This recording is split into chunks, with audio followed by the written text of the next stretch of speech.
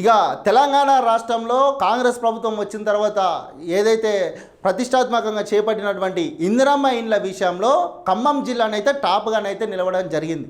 మొత్తం మీదనైతే ఇగో ఇందిరమ్మ ఇండ్ల నిర్మాణ విషయంలో ఇందిరమ్మ ఇండ్ల నిర్మాణంలో ఖమ్మం జిల్లా ఖమ్మం జిల్లానే టాప్గా ఉందట.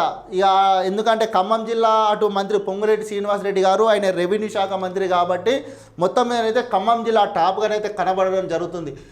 95.63% పనుల్లో పురోగతి. ఆ తర్వాత స్థానాల్లో జనగామ, యాదాద్రి జిల్లాలు. స్టేట్ వైడ్గా 3,68,540 ఇండ్ల ఆలోకేట్, 3,24,733 ఇండ్లు శాంక్షన్, గ్రౌండింగు అయినవి 2,61,160.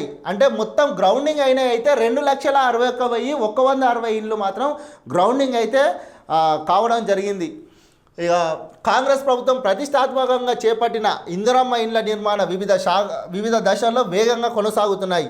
రాష్ట్ర వ్యాప్తంగా మొత్తము 3,68,540 ఇల్లు కేటాయించింది. అంటే రాష్ట్రం మొత్తంలో 3,68,540 ఇళ్ళనైతే కాంగ్రెస్ ప్రభుత్వం అయితే కేటాయించడం జరిగింది. అందులో 3,24,733 ఇండ్లు మంజూరయ్యాయి. కాగా ఈ ఇండ్ల పనులు పురోగతిలో రాష్ట్ర వ్యాప్తంగా ఖమ్మం జిల్లా మొదటి స్థానంలో నిలిచింది. అయితే మొత్తం మీద ఖమ్మం జిల్లానైతే మొదటి స్థానంలోనైతే ఇందిరమ్మ ఇండ్లు ఎక్కువ స్థానంలో జరగడం అయితే ఖమ్మం జిల్లానైతే మొదటి స్థానంలో నిలిచింది. ఆ తర్వాత స్థానాల్లో జనగామ, యాదాద్రి జిల్లాలు ఉన్నాయి. ఖమ్మం జిల్లా 95.63% మేర పనుల్లో పురోగతి సాధించింది. జనగామ 91.20%, యాదాద్రి భువనగిరి జిల్లా 90.38% మేర పనుల్లో పురోగతి సాధించింది. ఇందిరమ్మ ఇండ్ల పథకానికి రాష్ట్ర ప్రభుత్వము 22,500 కోట్ల బడ్జెట్ను అంచనా వ్యయంగా కేటాయించింది. కాగా ప్రస్తుతం అన్ని జిల్లాల్లో పనులు కలుపుకొని దాదాపు 429.48 కోట్లు ఖర్చు చేసింది.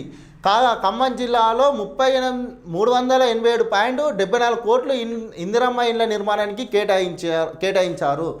మొత్తం మీదనైతే రాష్ట్ర వ్యాప్తంగా తెలంగాణ రాష్ట్రంలో కాంగ్రెస్ ప్రభుత్వం చేపట్టినటువంటి ఇందిరమ్మ ఇండ్ల ప్రతిష్టాత్మకమైన ఏదైతే ఉన్నదో అందులో ఖమ్మం జిల్లానైతే టాప్గానైతే కొనసాగుతుంది. తర్వాత జనగామ, తర్వాత యాదాద్రి భువనగిరి జిల్లా.